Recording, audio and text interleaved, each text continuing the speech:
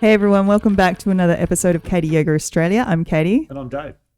A big shout out to all our listeners. Thank you so much for your support for our online community channel. Stoked that you're listening. Yeah, and you might have noticed we haven't put one up for a couple of weeks because the last 2 weeks have been absolutely amazingly crazy. Yeah, it's been heaps of fun. We've been really busy with lots of workshops and teacher training, and you went away for a little bit. Yeah, went away for 4 or 5 days up north just to spend some time with Mum. Yeah. But we're back. Yay, we're back. And just a quick shout out to Belinda. Belinda, thank you for pointing out my glasses last episode. Look, they're broken. I fixed them, but what can I say? I fixed them, so they don't sit straight. So today's discussion is about... Can you get your bowel moving with yoga techniques? Can't we call it, does yoga stimulate your digestive system? Well, we could. That sounds really flash. You just want to say bowel movement, don't you? I do. I like bowel movement. It's because a bowel movement leads to something that's... Go on, say it, Dave. Get it out. I've got to get it out. Bowel movement leads to... I'm just going to put it on... No, not put it on the desk. I'm just going to let the words sit on the desk and then hopefully not mention Spit it out. again. Okay. Poo. We're talking about poo. Have you got it out of your system, or do you need to say it one more time? Let me see. I'll put it in context. Okay. Stimulate the digestive system. Did I say that right? Yes. Get your bowel moving. You said that right too. Have a poo. You said that All right, correct. Great. Okay. So before we dive in, if you'd like to know more about us, then have a look at our website listed in the description. That will have our bricks and mortar studio, read about who we are, and subscribe for access to our online content. It's a low $15 a month, and you can access all of the online yoga classes, and they're going up regular all the time. All these episodes are available on podcast also, and you can get those at Spotify or at Apple Podcast. It makes a perfect way to learn as you commute in your daily life. Make sure you don't miss an episode. Please subscribe or follow this community channel. Or even perhaps go over to the website, join our mailing list to receive emails for upcoming workshops, promotions, but best of all, become part of this Katie Yoga community. thanks, Dave. You're welcome. What else? What else? Just a legal note before we go on. Okay. The following is not medical advice and is based on traditional yoga techniques that don't necessarily have a scientific evidence base that demonstrates the efficacy at this stage.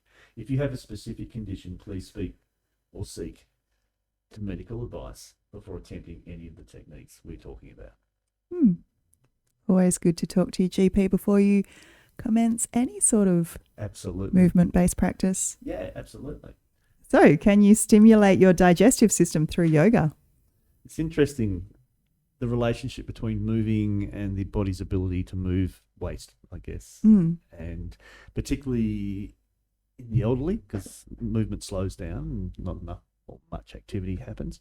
I believe it's pretty a big problem in nursing homes simply because people aren't active. But also in younger people just sitting long hours at a desk or driving a car even. Yeah, because I find even if I'm traveling on an aeroplane for a few hours, that things start to get a little bit sluggish. And so as soon as I'm off the flight, I want to get moving and get things going. Yeah, absolutely. So what can we do? What can we do to help that out? So my go-to is twists. Yeah. Yeah, so that's, as an asana practice goes, I would opt for twists. Anything where I've got one of my legs compressing across my abdomen. Okay. Yep. So if you think of being in a high lunge and you bring your hands together in Anjali Mudra and then turn towards the bent leg that's out in front, and then hook the elbow over the thigh. So it's a variation of Parivrita Pajvakonasana. Okay.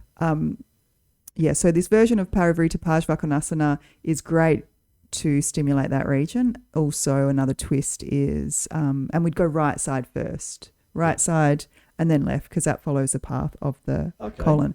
Yep. And then we would, another example is Ardha Matsyendrasana. Yeah. So that's Half Lord of the Fishes. That's a seated twist, and you have one leg bent and the foot on the ground. The other leg can be bent and tucked underneath, or a more chilled variation is the leg out straight, more of a Marichi version. But you would then twist into that bent leg and again have the thigh pressing against the belly, having that compression there to help get things moving. A really nice gentle twist though is laying down on your back, and you can hug your leg in towards you. So say we'd go right side first again. So hug the right leg in, bring the right arm out at shoulder height. You're still holding the right leg with the left arm. And then you gently guide the right leg over to the left, coming into that spinal twist, and you get that little bit of compression of thigh against the belly there. Awesome. And I'd actually do as a combo that with Apanasana, a one-legged wind relieving pose. Yeah. So for Apanasana, I'd start with that. I'd take the right leg in, the left leg straight, and then I'd inhale. And as I'd exhale, I'd bring my head towards my knee. So I'm just gently pressing the thigh against the belly, and I do that about 3 times, and then move into the twist. Yeah. So Apanasana, it's called wind relieving pose, but it's actually the Sanskrit it comes from apana. Yeah. Apanasana. So apana is this downward flowing energy according to yogic physiology. It's one of the Vayus, the winds in our body. So it's a downward flowing energy that governs the elimination of waste and toxins from the body. Yeah, right. In contrast to, say, another one of the Vayus, which is prana, which is an inward and upward flowing energy, which governs the acceptance of different substances, or also information such as thoughts and whatever we're pulling in through our senses as well. Yeah, that's awesome. So, is there any, I know that some people don't have the mobility to do some of those. Oh, totally. They're my go-to, but there's definitely more gentle options. Yeah, so just basically you could turn the body with the hands on the table, for example, and shoulders need to follow because you want to create this feeling of compression in the tummy, and then just lean and put the pressure there. Do that on the right, then the left side, the right, then the left side, about 3 times, and that can be enough to create some sort of action if needed too, especially if you're not hypermobile or anything. Hypermobile probably not just if you're not mobile.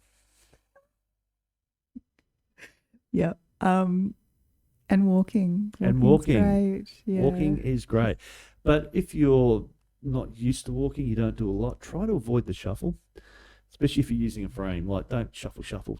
Take deliberate steps. Try to get mindful movement happening, and notice if it's affecting the torso or not. Because as we age, we tend to always start to shuffle. We don't lift our feet and things, and we use the walkers. And the downside of that, even though it's pretty energy efficient, I guess, is that we don't get the upper torso movement with that walk. So make sure that you be mindful about how you walk.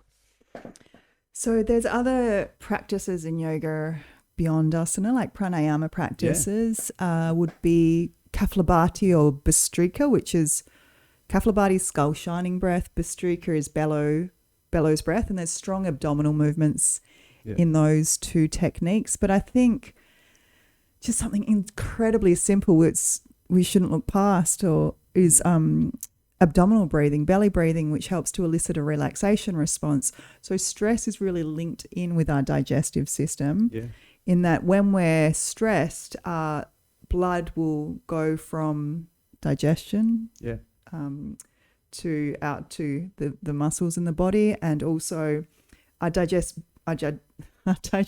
slows dramatically, so we can direct energy to respond to the perceived threat, to respond to the stressor. So the rest and digest branch of the nervous system, when we elicit a relaxation response, which we would do through this deep belly breathing, blood is directed away from the muscles back to the digestive system. Also, we have the stimulation of movement through the intestinal tract through peristalsis, and also digestive secretions are enabled. And it also helps the relaxation response will stimulate the production of bile in the liver, which will help to break down fats and absorb vitamins and remove waste from the body.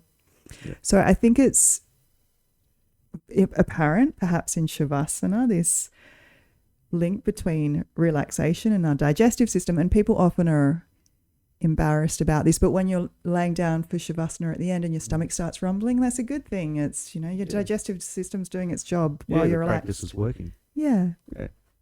Awesome. So there's other yogic techniques like bandhas, Uddiyana Bandha, just make a note is another good one for digestive, the digestive system as well. There's a really cool quote though by A.G. Mohan, who's a student of Krishnamacharya, and Krishnamacharya is considered the father of modern yoga. So in A.G. Mohan's book Yoga Therapy, he says, among the many ways that the external world influences our body, food is the most important. Through food, a part of our environment becomes part of our body every day. That's awesome.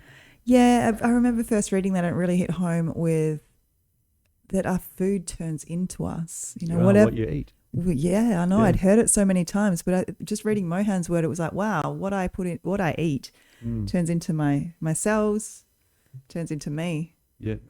That's awesome. And it's taking the environment and making it part of you. Yeah. Yeah. So within a yogic context, I guess what we've been talking a lot about is Agni, digestive fire. So Agni is metabolic fire, or the heat or the energy that is responsible for transforming food into our bodily tissues. Yeah. So we want a strong Agni, we want a strong digestive fire. And yoga is a mind-body practice. So it's not all just about the body and food and nutrients, but it's also about having a strong Agni to help us assimilate thoughts and ideas. So we're constantly influenced by things around us. We're taking information in through our senses, whether it's television, news sites, whether it's music, conversations we have with other people. We're always receiving information. So a strong Agni will help us digest all of that information. So I feel like, sometimes when someone gives you some advice, and sometimes you're like, oh, I should do that, or you just go, no, that's not advice I need to follow. And other times, like if someone says something rude, sometimes you're like, you can brush it off. Other times you get really offended by it. Yeah. And I think that, could be potentially how our Agni is functioning at the moment, the level of equanimity that we have at any given time is associated with this strong Agni, this capacity to digest not just our food, but also whatever information is coming in through our senses and whatever thoughts we're processing in our mind as well. Yeah. So according to Ayurvedic advice, this is sort of more on the Ayurveda side of things. For a strong Agni, we want to have consistent eating habits where we're eating at the same time every day. We also want to eat food that's suitable for our digestive system. So Ayurveda would often recommend cooked food because it's easier to digest, and also drinking warm water throughout the day can be beneficial. Yeah. And exercise, as we've been talking about. Yeah. And don't feel like, as we've mentioned, you need to go full on with the exercise. It can just be any movement that creates movement around the abdominal area. And that's just the way that works. If you've enjoyed this discussion, please become one of the Katie Yoga community by liking, subscribing, or following, or maybe even going over to the website and joining our email newsletter for upcoming workshops, retreats, and other events. The newsletter is once an Australian school term that it comes out, or maybe one in between. Once a month, maybe. Once a month, perhaps. Yeah. But you're not going to be inundated. Check out in the description for any information and links as discussed in the episode. And anything you want to sign off with, Katie, before we go? Thanks heaps for listening. Yeah, thank you so much for listening. And just remember, winter's coming.